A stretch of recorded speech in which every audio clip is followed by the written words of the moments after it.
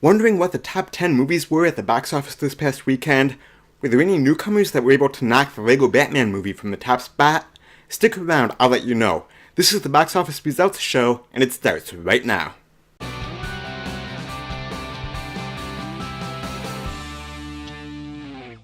Hey, what's going on, guys? Welcome to the Box Office Results Show for the weekend of February 24th through 26th, 2017. I'm Jeff Malicki, and this is the weekly show where I run down the top 10 movies and how they performed at the box office. Then I compare that to my box office predictions list to see how well I did. If you're new to my channel, please consider clicking that subscribe button. I do movie reviews, trailer reaction videos, a weekly show on Wednesdays where I talk about all the new movies that week, box office predictions, and of course box office results, which is what you're watching right now. Basically, I just love talking about movies, and I'd love for you to join in the conversation and become part of the community. So click that subscribe button, and then click that little bell icon next to it. That way you'll get notified the minute that I drop a new movie review or any one of my other shows. In first place this weekend was Get Out. The directorial debut from Jordan Peele, one half of the comedy duo Key and Peele, earned $33,377,000 in its opening weekend on a production budget of just $4.5 million. It also had an incredible per-screen average of $12,000. I haven't had a chance to check it out yet, but I'm hearing nothing but great things about it. And for a while, it was sitting at an unbelievable 100% on Rotten Tomatoes earlier this weekend. I just checked again before I started recording this episode, and it was still at 99%. Definitely go check it out. I hope to see it myself this week. The Lego Batman movie slipped to the number 2 spot in its third week, but still managed to bring in another $19 million. It now sits at $133 million domestically and $226 million on the worldwide charts. In third place this weekend was John Wick Chapter 2, which managed to climb up one spot.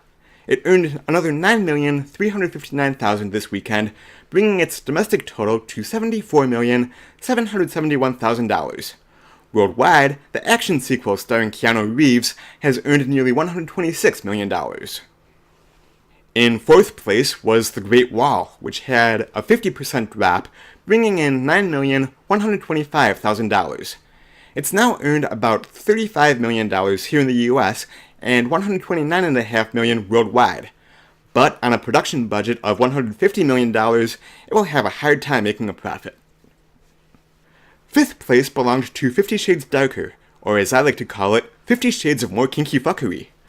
The film had a 61.6% drop this weekend, bringing in another $7.8 million, adding to its domestic total of $103,727,000. But look at the worldwide numbers. This is crazy. It has earned $328,614,000. I guess people must really like their kinky fuckery. Moving on to Fist Fight, which was the number 6 movie this weekend, bringing in another $6.5 million. Domestically, it now sits just shy of $23.5 million, with another $1.5 million or so coming from overseas markets. In 7th place was Hidden Figures, which added another $5.8 million. The movie has now grossed $152,746,000 here in the US, with another $30 million or so overseas after 10 weeks. At number 8 was La La Land, which brought in another $4.7 million in its 12th week. Domestically, it has now earned $141 million, and worldwide, it sits at $369 million. In 9th place this weekend was Split.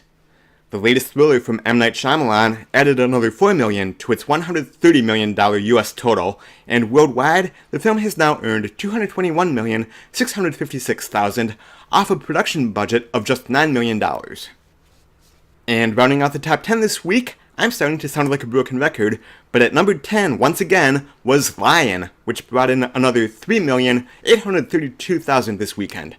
That brings its domestic total to $42,840,000, and worldwide, the film has now made $88,786,000. This week's other newcomers failed to crack the top 10 in their debuts.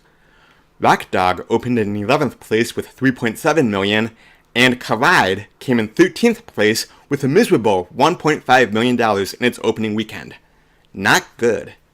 Speaking of not good, as we compare my predictions to the actuals, we find that my slump continues. I went 4 out of 10 this weekend. That gives me a percentage of 44.44% on the year, and my lifetime percentage is now 54.55%. Alright guys, that'll just about do it for the box office results show for this week. Did you guys see Get Out this weekend? How did you like it? Let me know by leaving a comment down below. Thank you so much as always for watching, I greatly appreciate it. If you like this video, please go ahead and click that thumbs up button, that really helps me out a lot. Also, remember to subscribe to my YouTube channel here if you haven't already. I'll be back soon with my Oscar predictions show, where we'll check out how well I did in predicting the winners last night, and then on Wednesday, check back for opening this week to see what other movies besides Logan are hitting theaters on Friday. Speaking of Logan, I'll be seeing that on Thursday night, so my review will probably be up on Friday night or early this weekend. Finally, I just wanted to let you guys know about an upcoming collaboration video that I'll be doing with my buddy Jonathan Clark from GameSass. He is a big fan of monster movies, so we will be collaborating on reviewing Kong, Skull Island after it comes out in a few weeks here. I'm very excited to see the movie and introduce you guys to Jonathan. Go ahead and click his channel GameSass. I'll leave the link in the description down below. You guys can find me online at JeffitosMovieBlog.com, on Facebook at JeffitosMovieBlog, and on Twitter simply at JeffitosBlog. Thanks again for watching. You guys are the best. Until next time, I will see you at the movies. Bye-bye.